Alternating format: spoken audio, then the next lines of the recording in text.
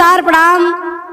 मैं गायिका उजाला यादव यूपी आजमगढ़ के धरती से आप लोगन के बीच में ऐसा हम बिरहा सुनावे चलत बनी।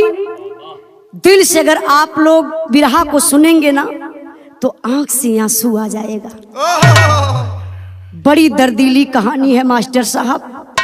भूमिका का लाइन बा, कहना बा का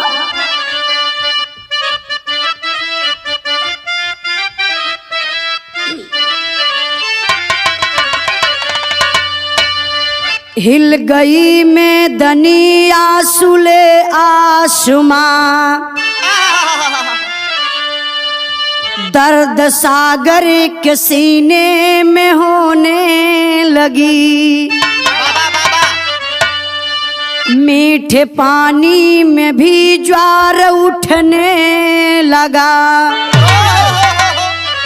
आज रजनी भी धीरज को खोने लगी। चहके भला कैसे बुलबुल चमन में, बागवा बेरहम जब बना है शिकारी। महफूज कैसे रहेगा कोई जब अपना चलाए जिगर में कटारी।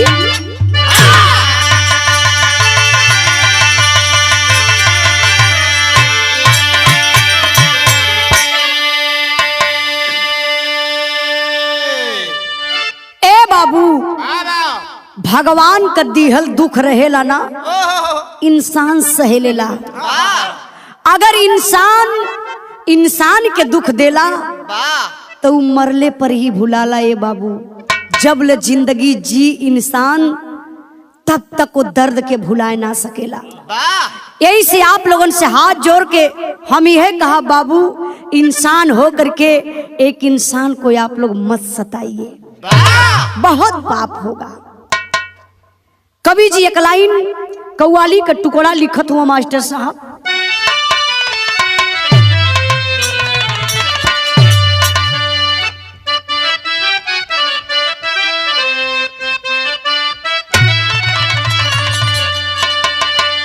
अरे अजब रंग दुनिया अजब जिंदगी है।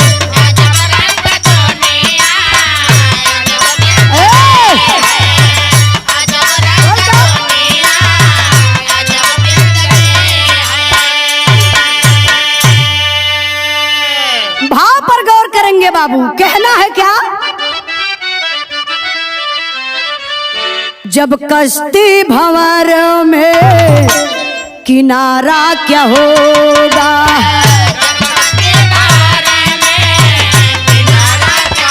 क्या बात है?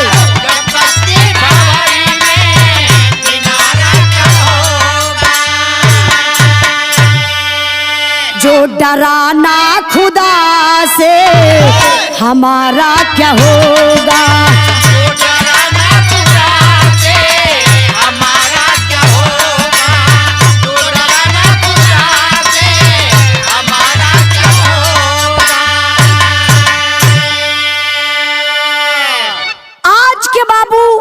कुछ इंसान जानवर से भी बेकार हो गए हुआ। अगर एक बार जानवर के डांट दिहल जाई तो शायद दोबारा दुआरे आवई में उ डेराय जाई। लेकिन इंसान के बार बार सुधारे के कोशिश कई जाई।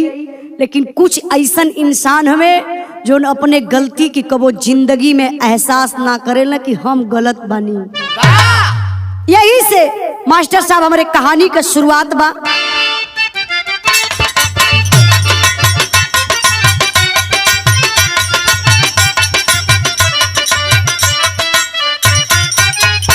आदमी जानबूझ कर गुनाह करता है, आदमी जानबूझ कर गुनाह करता है। सूझती राह ना अंतिम में आह भरता है। लखनऊ में जहां नवाब का घराना है, लखनऊ में जहां नवाब का घराना है। चंद्रमा यादव का एक छोटा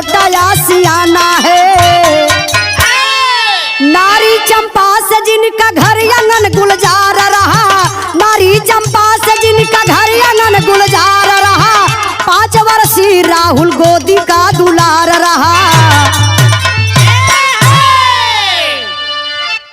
ए बाबू, कहानी पर आप लोग गौर करी हैं।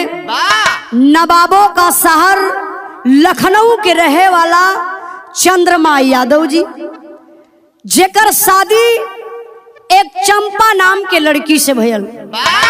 शादी के साल भर बीतल बा ए बाबू, भगवान गोद में एगो लड़का दहलन, जौने लड़का का नाम बड़ा प्यार दुलार से चंपा राहुल रखत है। परिवार बड़ा प्रसन्न बा। धीरे धीरे समय बीतल बा।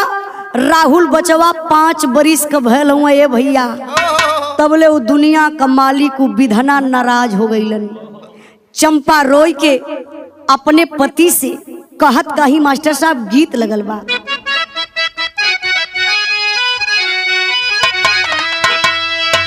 गंगा किनारे मोरा गाँव हो, घर पहुँचा दा देवी मैया।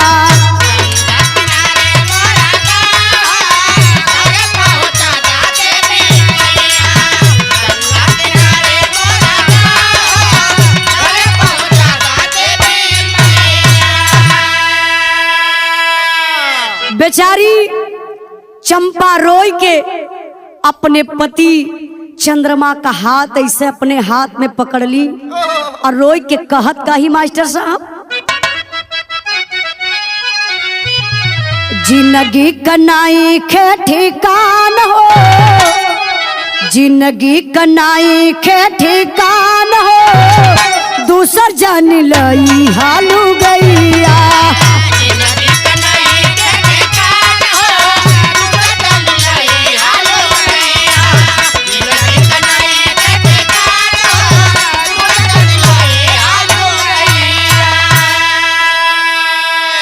गोदिया में हुआ जवान राहुला सुगनावा,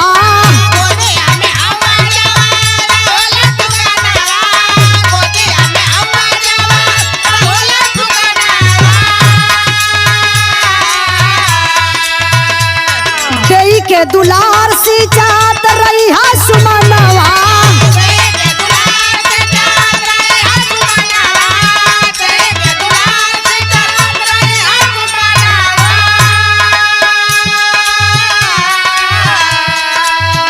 है हमारे दिल के आरामान हो, दूसर जान लई हालू गैया।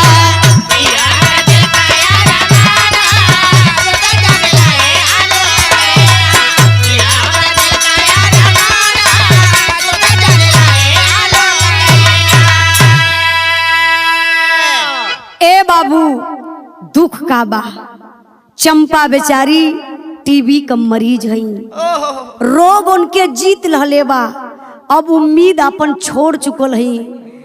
बड़ी दवाई भइल, लेकिन कौनो दवाई बेचारी चंपा के आराम ना कैलस। एकदम सुखाई के लकड़ी जैसन हो गईली। अपने पति से कहली कि देखा राहुल का पापा, हमरे जिंदगी का भरोसा ना बा, जब नहीं दुनिया छोड़ के हम चल बसी, लेकिन हमरा मुअला के बाद एगो काम जरूर करिहा, हमरे बेटा पर विशेष ध्यान दिया, हमरे बेटा के पढ़ा लिखा के कोनो बढ़िया जगह स्थान दिवा दिया, हमरे लाल के खैले पियले में कोनो कमी ना हो। लेकिन हाँ, राहुल का पापा हमरा मुअला के बाद हर कष्ट उठा लिया राहुल के पापा, लेकिन बचवा का मुंह देखिया, दूसर बियाह मत करिया। यह कहत रहली है बाबू, यह कहत कहत में ए शरीर से आत्मा निकल गई। लाश रखल बा, छपटिया के रह गईलन चंद्रमा। लाश के ले जा के बाबू अंतिम संस्कार कैलन। लेकिन धीरे धीरे समय बीतल, जब काम क्रिया हो गई तो टोला पड़ोसा नात हित सब लोग एक बात कहे लगल, चंद्रमा अभी तोहर बहुत उम्र बा, ई बतावा कब ले ऐसा रहबा अकेले, तोहर छोट लइका 5 बरिस का, पता नहीं कहाँ जाई, का खाई का पी, केहू देख रेख करे वाला ना बा, बराबर तू तो घरे लेके लइका के बैठबा ना। तो एक काम करा, दुनिया का रीत रिवाज देखत हुआ, अपन तू बियाह कला। लोगन के कहले पर बाबू चंद्रमा करत का हुआ मास्टर साहब गीत बदल गई हो।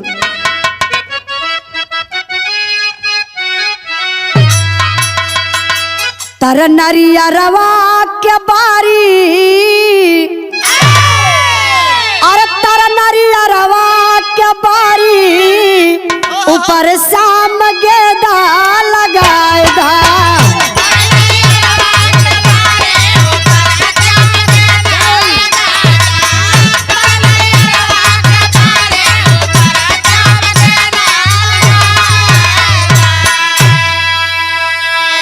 भाव पर गौर करेंगे बाबू। चंद्रमा कैलन का उड़ली चेता के चिड़ैया अरे उड़ली चेता के चिड़ैया समैया का सुनिला बलनवा।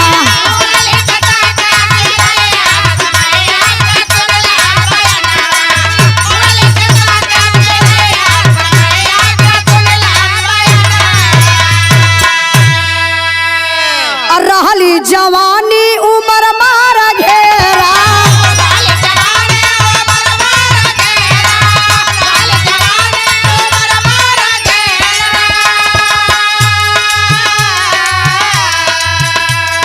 घरनी बिना घर भूतन का डेरा।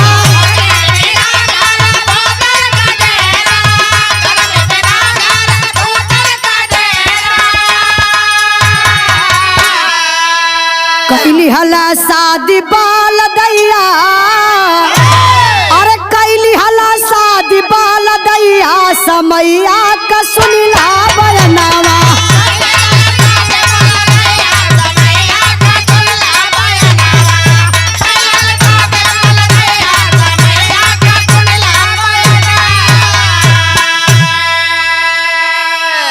ए बाबू समय बीतल नात रिश्तेदार टोला मोहल्ला का बात सुन के चंद्रमा अपने जिंदगी के बारे में सोचे लगलन। शादी के बारे में सोचत हवन कि सही है लोग कहत बा जिंदगी बहुत बड़ी बा। अब 5 बरिस का हमार बेटा राहुल बा। अगर हम कहीं बहरे कमाए चल जाओ तो हमरे बेटा के देखी। अगर कहीं केहू के भरोसे छोड़ दई जे हमरे बेटवा का पालन पोषण करी आज ना 10 दिन के बाद उ ताना मारी। तो लोग सही है कहत बा बियाह कैले तब ठीक रही।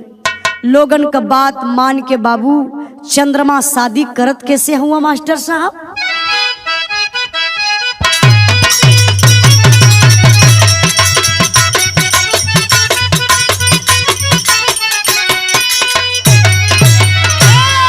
अरे धुआं उड़ावे सीटी बजावे मन बहकावे ले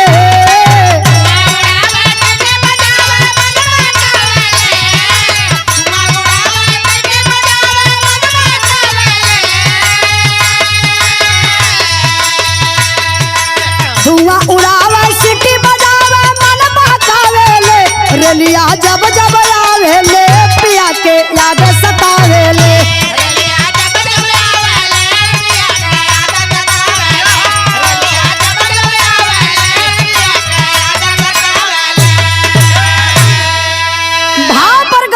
कहना है क्या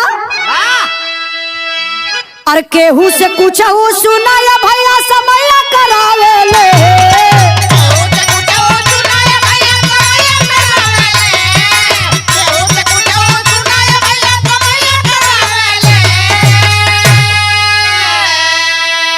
अरे केहू से कुछ सुना या भैया समय करावे ले। जब आवे ले बाउर जवानी बस में नहीं उआवे ले।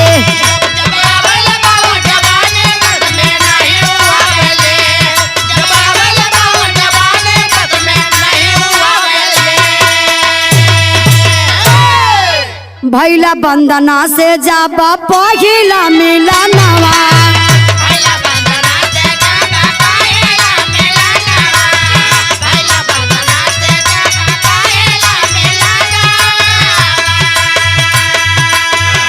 प्यार में लुटावा प्यारी प्रीत का खजानवा।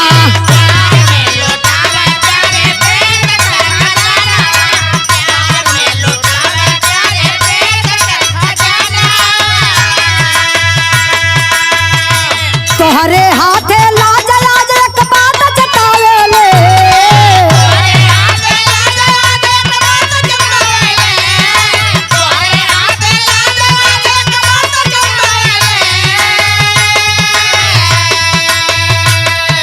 तोहरे हाथे लाज लाज एक बात जतावेले जब जब आवेले बाउल जवानी बस में नहीं आवेले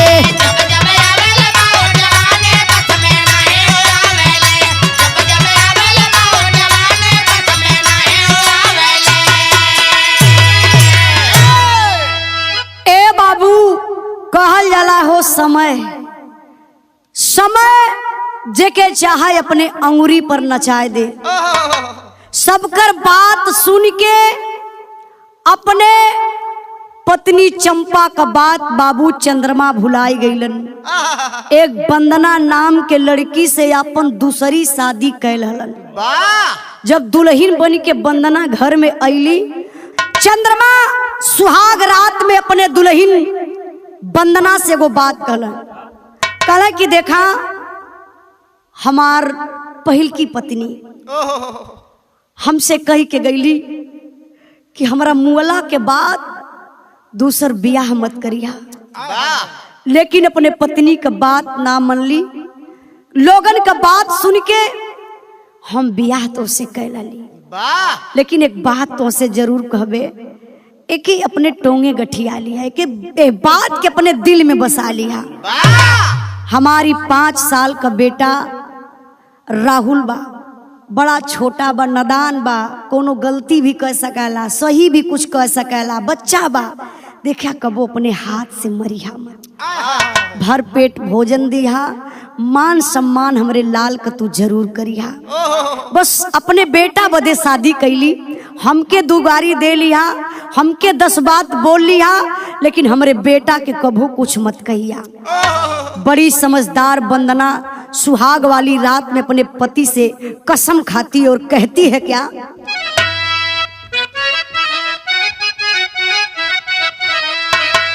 अरे मोरे राम सजाइब घर आंगन के सजना, बिहसत बाग में नाही अगिया कबो लगाई अरे लगाई अरे लगाई। वंदना काली पति देव, मैं भी समझ सकती हूँ कि एक माँ का फर्ज क्या होता है। अगर आप हमारे ऊपर विश्वास करते, हमसे शादी किए हैं आप, तो ये समझ लीजिए कि उस बच्चे की माँ मरी नहीं है, मैं ही हूँ। मैं कसम आपकी खाती हूँ, कभी भी जिंदगी में एक तमाचा अपने हाथ से इस बच्चे को नहीं मारूंगी। मैं यही हमेशा समझूंगी कि मेरे ही तन से ये बेटा पैदा हुआ है। आप बिल्कुल टेंशन मत लीजिए, ये हमारे ऊपर जिम्मेदारी छोड़ दीजिए। बाबू हो, समय बीतल बा, धीरे धीरे समय बीतल बा, रे दुनिया के मालिक। भयल का मास्टर साहब एक लाइन गीत बड़ी प्यारी लगल बा हो,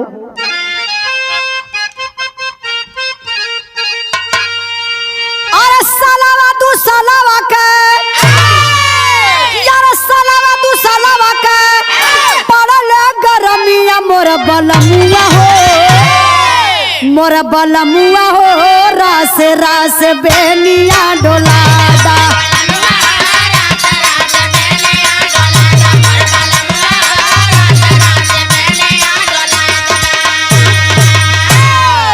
भाव पर गौर करी मास्टर साहब, कहना है क्या, अरे बम्बई कमाया गईला, अरे बम्बई कमाया गईला, चंद्रमा जवानवा वही माया नवा कहो, या चरा हो गईला या जो।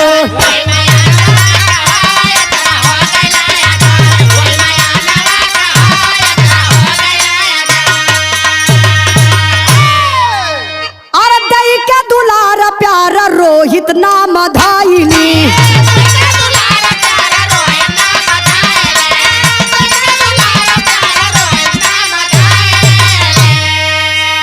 दोनों का प्यार बराबर ताब कैली।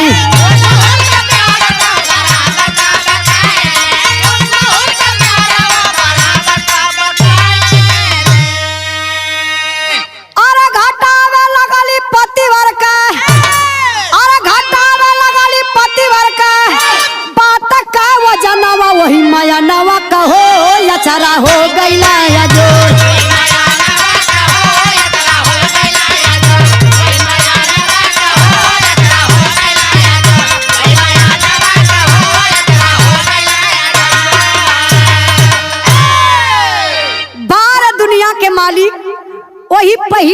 रात में वंदना के गर्भ रह गए। भगवान का देखा लीला, 9वें महीना एक बेटा पैदा भल वंदना के। परिवार में बड़ी खुशी बा, वंदना बड़ी खुश बड़ी कि अरे हमरे भगवान 2 बेटा दे दलन। पहला वाला बेटा जो चंपा का था, राहुल नाम था। अब वंदना सोचत है कि हम अपने बेटा का नाम रोहित रखब। राहुल और रोहित बुलावे में हमके बड़ा बढ़िया लगी। समय बीतल बे भैया, 4-6 महीना बीतल। अब चंद्रमा वापस अपने ड्यूटी पर कमाए बदे मुंबई शहर में पहुंचल हुआ। लेकिन यहाँ देखा कहल जला कि हर गाँव में घर फोरना घर फोरनी रहेली। जेकरे घरे में कबो झगड़ा ना भइल रही, अगर वो घर फोरना हो चाहे घर फोरनी हो, एक दिन अगर ओकरे घर में चल जाई बाबू, तो बनल गृहस्थी उ क्षण भर में उजाड़ देई। हर गांव में कोनो न कोनो औरत ऐसन जरूर होली। एक बुढ़िया गांव का बड़ी चुगलिन रहल, हरामी टाइप रहल। आइल वंदना से कलश की करे दुल्हनिया, ई बताओ सुघर इतना बढ़िया तोर बेटा रोहित, करे बउरही तो पागल है रे, तो दूसरे के लड़का का पालन पोषण करत है। अरे सुनबी, जौने दिने हिस्सा बटे लगी ना, आधा हिस्सा हई बटवा ले रहुला, हई तोहर बेटवा का करी? पागल है, दूसरे के बेटवा का तू सेवा सत्कार करत है। अगर ई ना रहत ना, सारा हक हिस्सा तोहरे बेटा रोहित कई रहत। छुट्टा का तू सेवा सत्कार करत हूँ। इतना कही के बाबू आग लगाए के बुढ़िया चल गई। वंदना के मन में नफरत का बीज बोआई गई। रातों दिनवा यह बतिया सोचे ये भैया। का सोचे मास्टर साहब? अरे मैं भमतारिया का बदल नियतिया तब का पिनिया नु हो करे मन में विचार।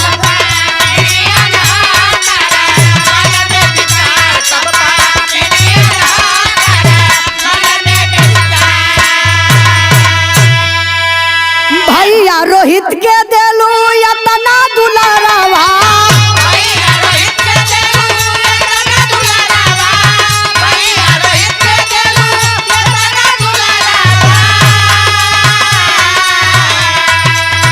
पेट भर देलू नहीं हमके यहाँ रवा।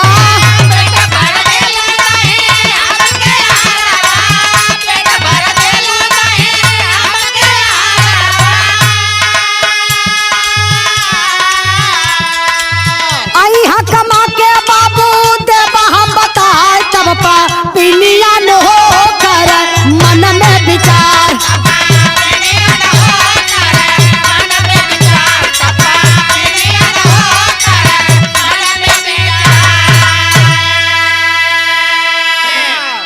ए भैया, ओ बुढ़िया बदतमीज हरामी जो चुगली कई के गईल ना, जो नफरत का बीज परिवार में बो के चल गई बुढ़िया।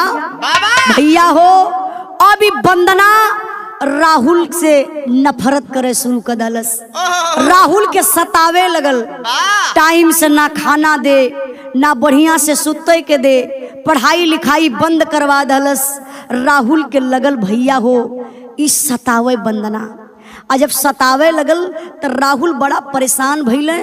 एक दिन जाए के कहले कि मम्मी तू भैया के बहुत मानैलू, हमके ना टाइम से खाना देलू, ना हमके स्कूले जाए देलू, हमके मारेलू पीटेलू, ना हमके बढ़िया कपड़ा देलू। मम्मी पापा आइया ना तो हम सब बात पापा से बताई। ई बतिया जब सुनलस वंदना बाबू, ओकरे शरीरिया में आग लग गई। कहलस एक तो तितऊ लौकी और दूसरे चढ़े नीम की डार। ये ढेर बनत बा, बढ़ के बोलत बा। ए भैया, अब देखा कहल जाला कि तिरिया का चरित्र कब बदल जाइए के भगवानों ना बताए पई हैं। अब वंदना का रूप रंग राहुल के प्रति बिल्कुल बदल चुकल बा। करत का बा ए भैया,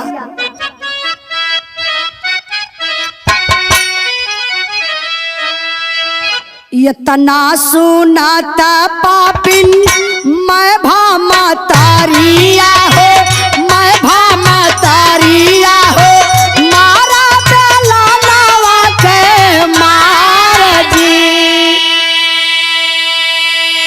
जवने सुगानावा के बोधना ही पूछा होगा, बोधना ही पूछा होगा, घरवा से देहाला निसार जी।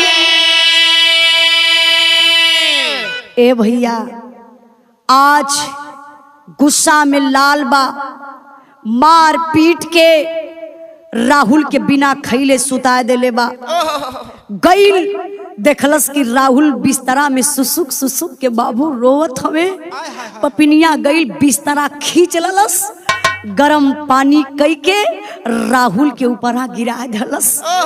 गर्मी का महीना भैया हो, शरीर से चाम निकल गयल, ले के बेलना लगल राहुल के पपिनिया मारे। मार के कहलस कि दोगला कुत्ता, कहलस पपिनिया कि आज के दिन से घर मत आना, इस परिवार में चेहरा मत दिखाना, नहीं तो तू अगर लौट कर आ जाएगा ना तो इसको समझ ले तू जहर खिला के मार डालूंगी, इसी घर में दफना दूंगी। चल जा मेरे आँख के सामने से। खींच के लात चलौलस बाबू। राहुल कई ढलमिलिया दुआरे खाए गईलन। घर से बाबू हो, शरीर जरत बा, गरम पानी पपिनिया छिड़कले बा, बर्दाश्त होत ना बा। छपटियात रोवत राहुल पहुंचल कहाँ हुआ ये मास्टर साहब।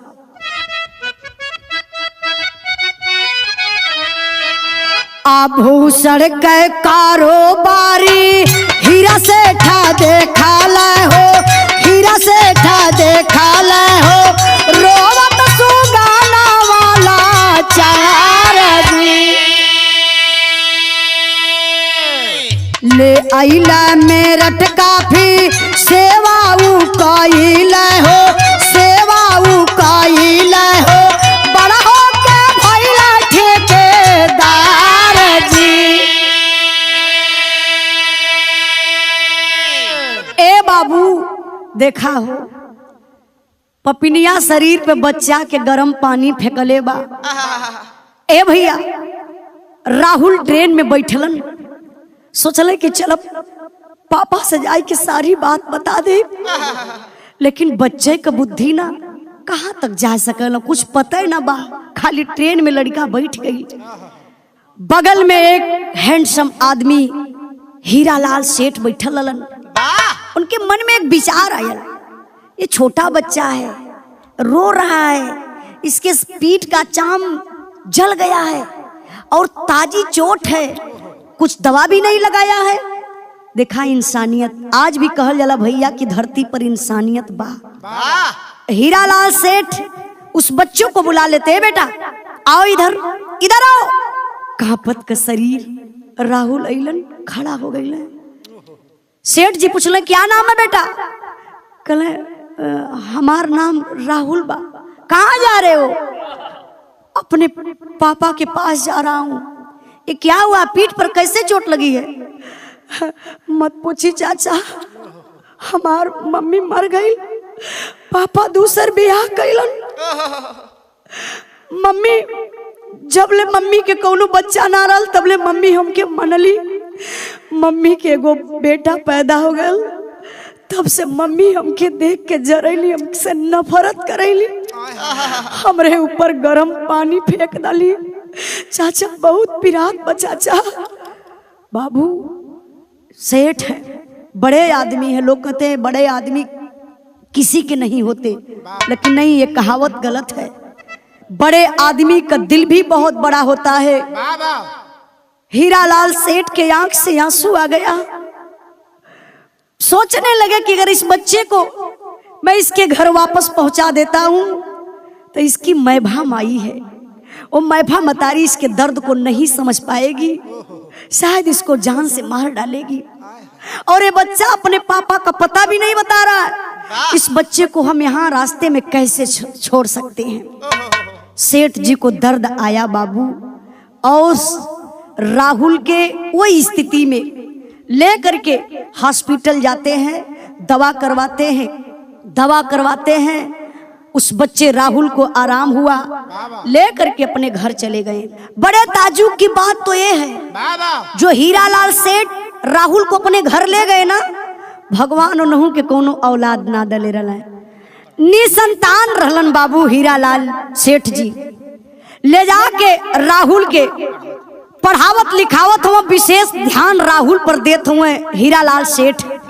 यहाँ का बात आप लोग छोड़ी, अब तनी सा दिमकवा आप लोग ले चला मुंबई, जहाँ राहुल का पिता नौकरी करत हुआ। वहां का होत बा मास्टर साहब,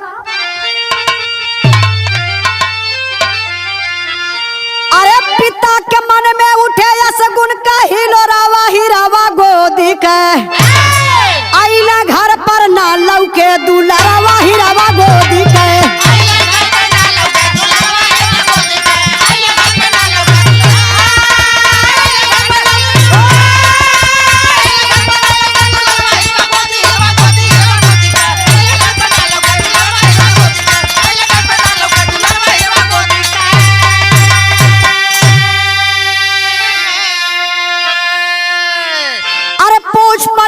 बात बताई मेला देखा गई हो, बहुत दिनों तक खोजली लेकिन वापस ना ही आई हो।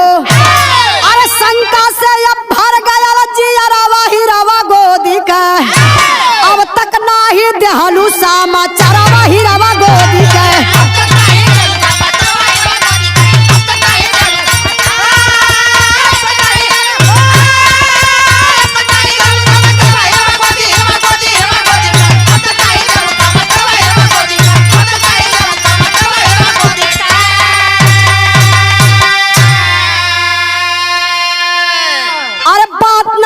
प्यारी के पड़ली तो हंस पाला हो, तज दहला सब घर द्वार के खोज कहवा मोर लाला हो।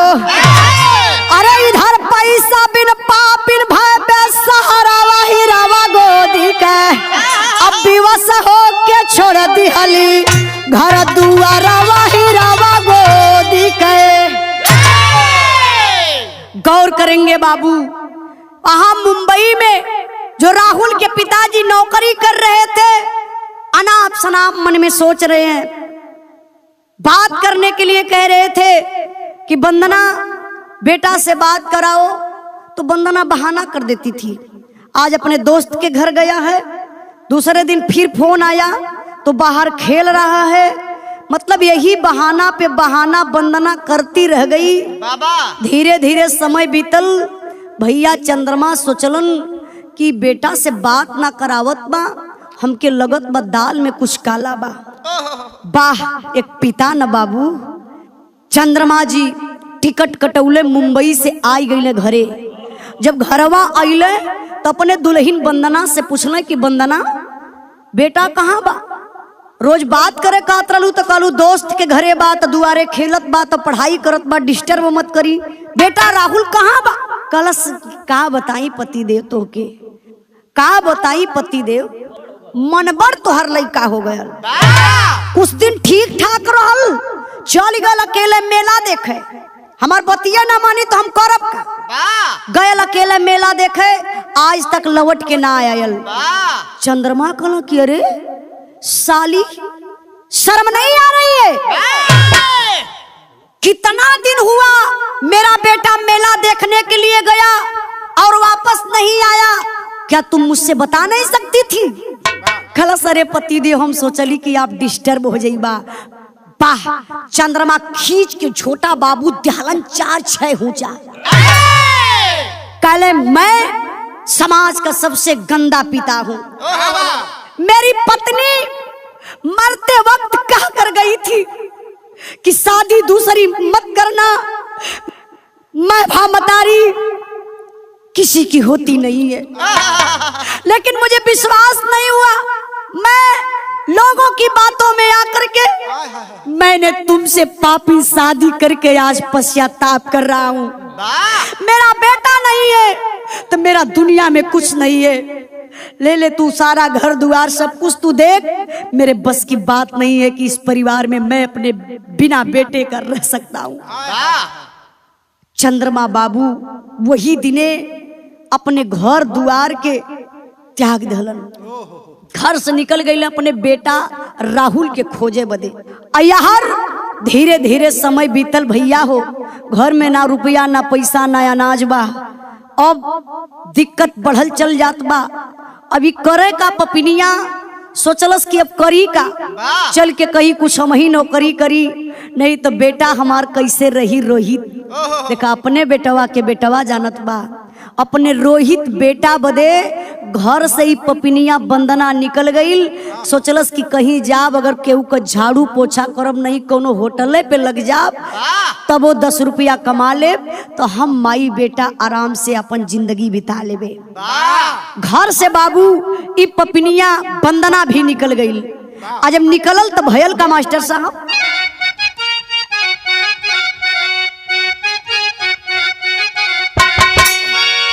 अरे धान के अभाव में हो गायली बवरिया बाबू,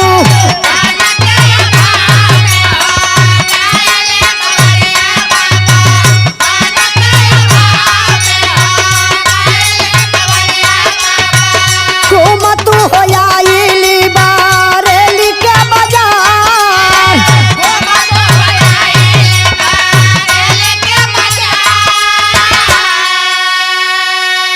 ढालल जा बरात नाही मिलला ठिकानवा भैया,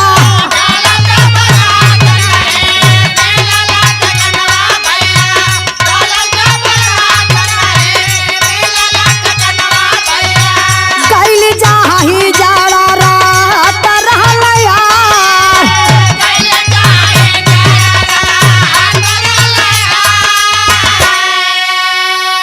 अरे मांगली सरानिया का पूछला करनवा भैया,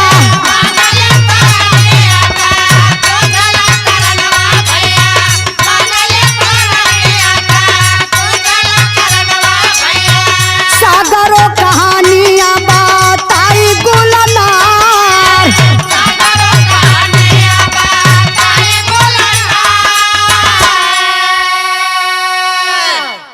ए भैया कुछ दिन के बाद अपने बेटा रोहित के लेकर के बंदना घर से निकल गई। जाते जाते पहुंच गई बरेली शहर में। अन्हार हो गल, रात होके लगल।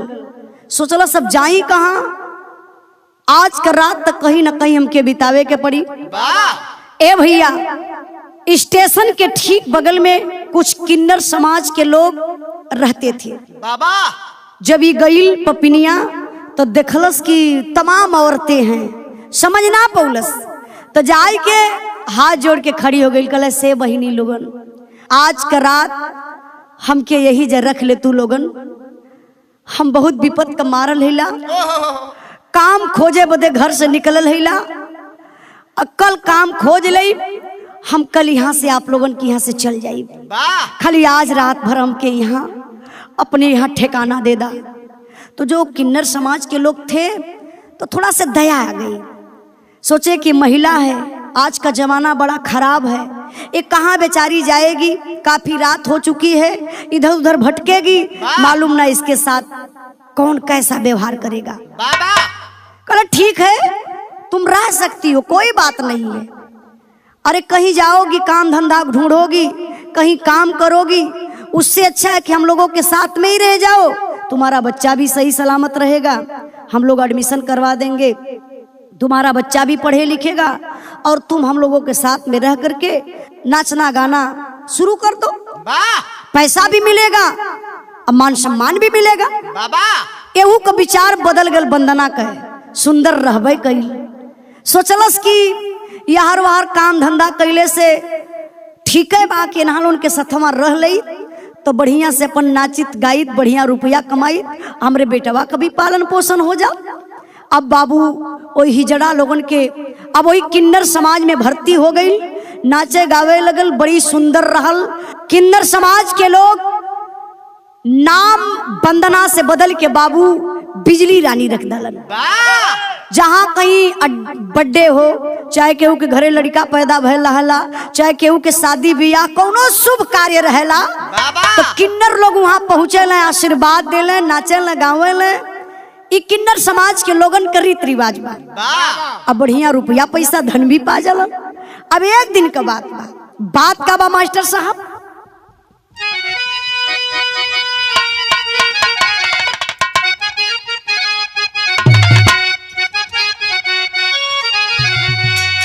अरे हीरा से शादी रखला राहुल हीरावा के बाबू,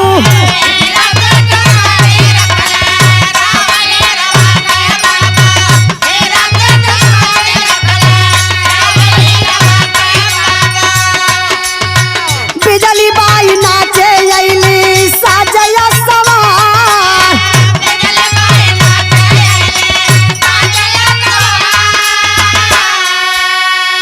अरे बांधी के घुघुरुआ जब नाचली मोहनिया भैया,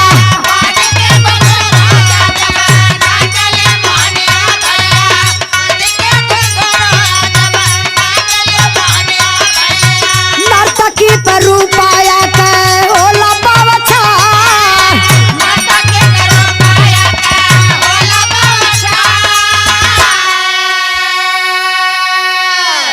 ए बाबू देखा हो समय का दिन, समय जके चाहे कहली ना कि अंगूरी पे नचा देई। हीरा लाल राहुल के लेके गईलन, पढ़ाई लिखाई के बड़का सेठ बना देलन। शादी कैसे भइल? हीरा लाल राहुल के लेके गईलन, पढ़ा लिखा के बहुत बड़ा ठेकेदार बना देलन। अब राहुल का बियाह करत हुआ, और जब बाबू बारात लेके पहुंचले, हीरा लाल सेठ शमियाना में बारात बैठल बा। अच्छा वो बारात में नाच के कर गईल बा, क्षेत्र का मशहूर नाच बिजली बाई, बड़ी सुंदर बड़ा बढ़िया नाचैली। आए भैया बिजली बाई नाचत है, रुपया का बौछार होत बा।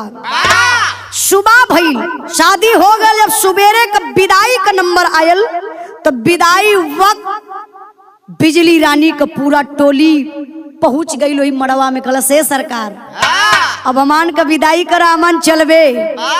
आज जब नर्तकी का विदाई होखे लगल बाबू, तब का भेल मास्टर साहब।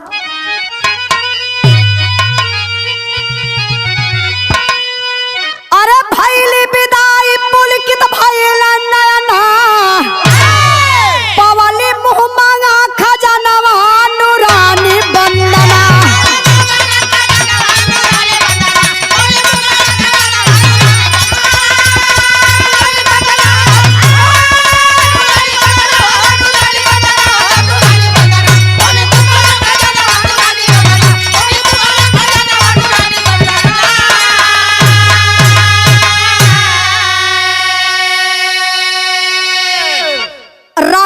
दुल्हा रहला।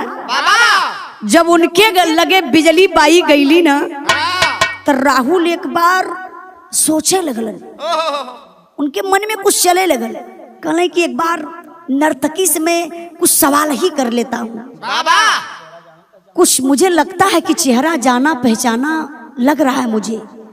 राहुल दुल्हा के वेशभूषा में हो, सवाल कर के मैडम आपकी नाच तो बड़ी मस्त थी, सारे बाराती मस्त हो गए, लेकिन मैं आपसे जानना चाहता हूँ कि आपके मांग में सिंदूर, बगल में बेटा कहाँ की रहने वाली है? आप शादीशुदा हैं तो फिर आपका पति कहाँ है? और नहीं शादीशुदा तो मांग में सिंदूर काहे है? अगर नहीं शादीशुदा है तो मांग में सिंदूर किस लिए? तो रोई के बाबू सारी बतिया बंदना, रोई के भैया हो जो बिजली बाई है वो तो बंदने रहली ना। अब रोई के बतावे लगली अपन बीतल सारी बात कि पति हमार बियाह कैले, हम दूसर उनकर पत्नी रहली, समझ ना पौली, लोगन के बात में आके अपने सौतेला बेटा के मार के घर से भगा दली। अइले हमार पति मुंबई से, बेटा के जब ना देखलन तो वही दिने अपने घर दुआर के त्याग दहलन। विपत का बोझा कपारे पयाए गयल, एक रोटी के मोहाल हो गईली। अइली कुछ काम ढूंढे बदे यही टोली में भर्ती हो गईली। अब यही से हमार जीविका चलेला। सारे बाराती इकट्ठा हो जाते हैं और जब सारे बाराती इकट्ठा हो गए मास्टर साहब तब गजब हो गए। अच्छा गजब का भेल, यहाँ कन्या पक्ष घरे दिवस चंद्रमाला चारी, शुभ नर्तकी के देखला आखिया उघारी।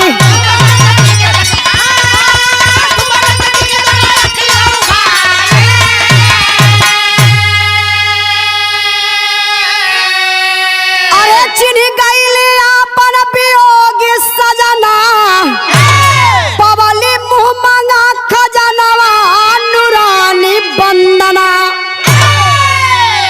ए बाबू संजोग देखा हो, कन्या पक्ष के तरफ से टेंट लगावे बदे उहे चंद्रमा राहुल का पिताजी आई है। वो बेचारू भटक भटक के कहीं जवन काम पावे, दिन भर काम करें तो शाम का अपन भोजन के व्यवस्था करें। टेंट लगल बा, भीड़ सारी जुटल बा। चंद्रमा आइला सोचल कि कैसन भीड़ लगल बा सामियाना में, तनी चली देख लई। जब देखल वहां का हालात, बिजली बाई अपन बीतल बात बतावत हई, आवाक हो जाती है चंद्रमा। अरे ये तो मेरी वही पत्नी वंदना है बाबा। ए नर्तकी का काम कब से करने लगी। सोचते सोचते सोचते सोचते चंद्रमा जमीन पर बैठ जाते हैं।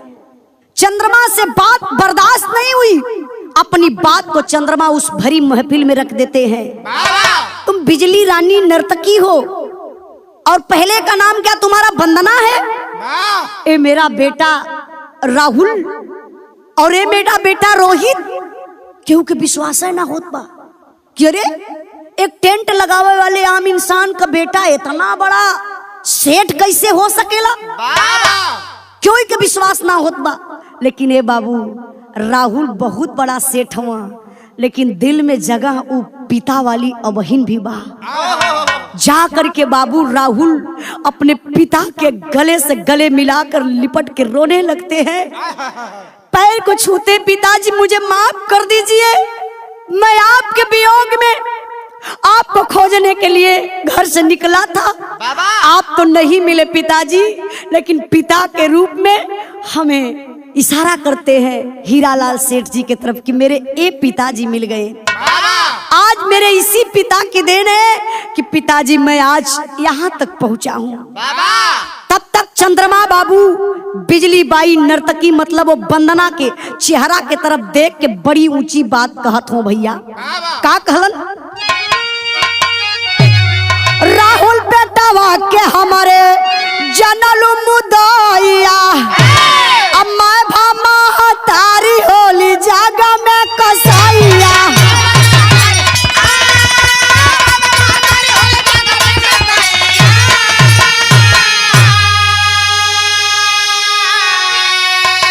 अरे सुन के राहुल हो गई लायावा कललना, पवली मुँह मांगा खजानवा नूरानी बंदना।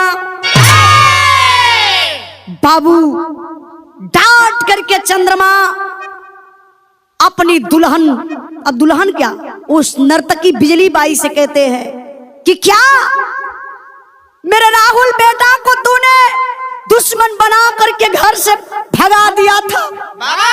मेरा बेटा कितना भटका, कितने दिन तक मुझे खोजा, मैं तो नहीं मिला, लेकिन पिता के रूप में भगवान ने एक दूसरा पिता मेरे बेटे को दे दिए। मैं धन्यवाद उस भगवान को देता हूँ, धन्यवाद इस हीरालाल सेठ को देता हूँ जो मेरे बेटे को अपना बेटा समझ करके पाल पोस करके एक बहुत बड़ा ठेकेदार बना दिए। लेकिन तुम माँ की ममता मेरे बेटे को नहीं दे पाई, जो कि तुमसे मैं बहुत रिक्वेस्ट किया था कि दुनिया का धन दौलत सब कुछ मेरा बेटा ही है। मैं अगर शायद अपनी पहली पत्नी का बात मान गया होता, तुमसे शादी नहीं करता, तो शायद मेरे बेटे को इतना भटकना नहीं पड़ता। बाबू राहुल बगल में खड़ा अपने पिता के आंख के आंसू के पोछलन। कहला पिताजी देखिए, जो होना था हो गया, क्या कर सकते हैं, वो समय वापस नहीं आएगी। लेकिन चलिए, आज मुझे दर्द हो रहा है। मेरी माँ मैभा मतारी सौतेली माई है, लेकिन आज मेरी माँ नाच गा करके अपने पेट का पालन कर रही है, अपने बच्चे को जिला रही है। सुनिए पिताजी, आज के दिन से मेरी माँ ये नाचना गाना कभी जिंदगी में नहीं करेगी। और पिताजी आप टेंट का काम कर रहे हैं, किसी की नौकरी कर रहे हैं। नहीं पिताजी, आज से आपको भी कुछ नहीं करना है। बारे राहुल ठेकेदार बेटा अपने पिता चंद्रमा के साथ में लहलन, और जो बिजली बाई मतलब वंदना मैभा मतारी के लहलन, रोहित अपने भाई के लहलन, लेकर के बाबू हीरालाल सेठ के घरे गईलन।